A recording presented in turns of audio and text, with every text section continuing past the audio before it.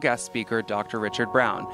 Today at the Legacy Building, the Ernie Chambers History, Arts, Humanities Museum, we gathered to discuss future steps on making sure that others are getting vaccinated as well as masking up and continuing to follow guidelines for COVID-19 as we head into the new year. I came out here because it never hurts to learn something new, and by the grace of God, me and my kids have never had COVID, but I am vaccinated. I got the first and the second shot, but I do follow protocol since the beginning by keeping me and my kids safely away from everybody. You know, the only people that really go around would be my family, but even half of the time not that, because my mom and my dad both have had COVID, but my dad's in remission from prostate for the last 6 years, and then I have a 1-year-old at home and other kids, so it's like I try to follow every protocol to make sure like my kids don't get sick or I keep myself, you know, out of the way so that way I don't bring it. No, I just hope that everybody takes it a little bit more seriously. We're still in a pandemic. It hasn't ceased. And as Dr. Brown had discussed about, the COVID doesn't care about, it has its mission and it has its job. And its job is to kill you. So without the vaccination and the medications to help us, it'll be really sad to know that a lot of people will die. Why do you believe people should get vaccinated for COVID and also get flu shots? First of all, flu and COVID are different. You can have one without the other. You could have both or neither. Anytime science and medicine, the ones who practice, say this is something that will protect you against these viruses, I get the vaccinations. As I said, I get a flu shot, the COVID shots, and I got all of the pneumonia shots that I needed. So if you can protect yourself, prevention is better than cure. I believe in the flu shot. I get it every year because of asthmatic and health conditions. It's worth it. And people should get vaccinated. It's by personal choice because I'm not, there's not enough evidence out there long term for me. So, but I've had COVID twice and I mask up wherever I go. I'm over the road truck driver, so I mask up and sanitize now more than I ever did. I was not a mask person, but now I wear masks everywhere. It's my second skin. So it's important to get masks for the elderly, and it's really bad on the elderly because someone older would get it. It's so horrible. There was 8 colds today. I was in the hospital for a week. So, and I was doing that first time, so it was really hard. So yeah, it's something you need to do. You need to get vaccinated for you. I think that for the safety and the protection of their lives, their loved ones, their friends, we don't want them to leave here. We want to keep them, you know, for as long as we can.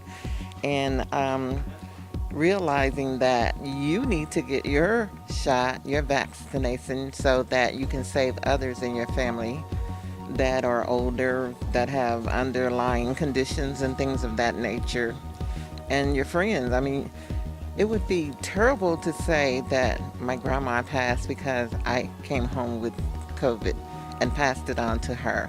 How would you feel? Well, I think it's because you want to protect yourself against other people and your family. So I've gotten vaccinated. My boys that live in the house with me have gotten vaccinated because, you know, I want to remain healthy, and I don't want to, have COVID-19 and spread it to other people. Well, people should get vaccinated for COVID and get a flu shot because both the flu virus and the COVID-19 virus is still out here in the population. And we're entering into the winter months, into the flu season, and people are coming closer together, and that is when the virus has an opportunity to spread. It's important to be knowledgeable, to have information on things such as like COVID-19 that you may not necessarily get at home. And then that it's important to stay masked up, sanitize your hands, sanitize your surfaces at home, and to not just protect yourself, but also be in a position of protecting your family.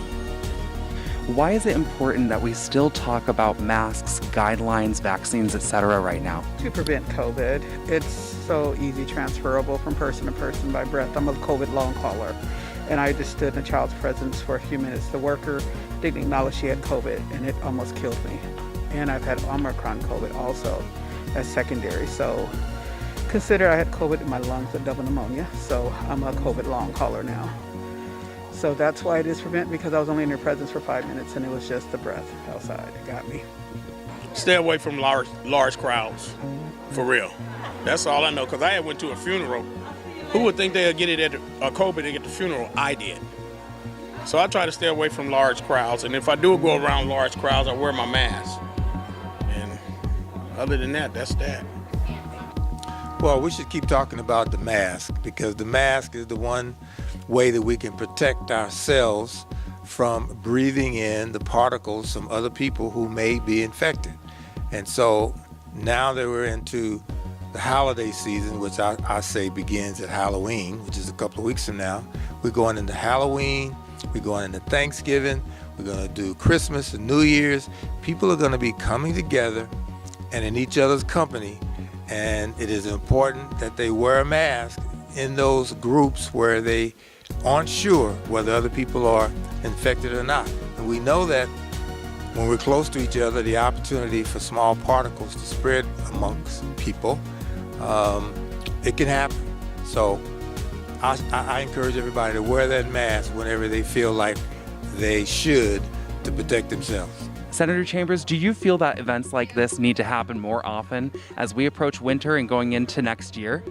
I think even before we go into winter, anything that gives information about COVID or SARS, the virus as I call it, that's warranted, and there ought to be more of these everywhere in this country. I haven't seen a lot of like this, but they do need to be more events like this to keep COVID aware on the front line, because right now it's just been brushed back with media and everything else. It's just like, well, there's no more pandemic, now we shut everything down. But there still is a pandemic, just don't acknowledge it because it's not worth the money now. So, but it's still something that's killing all of us, and we need more events like this in our community just to keep raise the awareness and keep it out on the front line. We need a lot more events like this.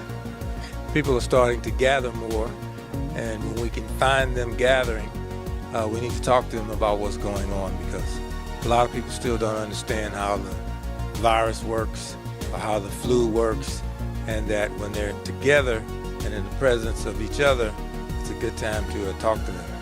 I think in the very beginning, I don't think we all knew or understood the impact that it would have in the long run. I think we all treated it as sort of like the flu, that, okay, we'll get a couple of sniffles, we'll get sick, and then we'll get better. And we didn't realize, or maybe I should say I didn't realize, till today, in hearing the numbers of deaths across the United States, across the state of Nebraska, and then in Douglas County. And then to know that on one given day, that 3,000 people died in one day due to this virus. That lets you know just how dangerous it is and how important it is to mask up and to sanitize and to wash your hands. I'll just be glad when it's over with, because I had the COVID before, and thank God I got over it. And coming through little meetings like this, you learn more and more and more. Like I said, I just want it to be over with, but it doesn't look like it's not going to be over with in one day or whatever. But I'll be glad when it's over with. The virus is real. Its only mission is to kill. Thanks so much for watching. I'm Amber Rodriguez with EWC Communications, and I hope you learned something new.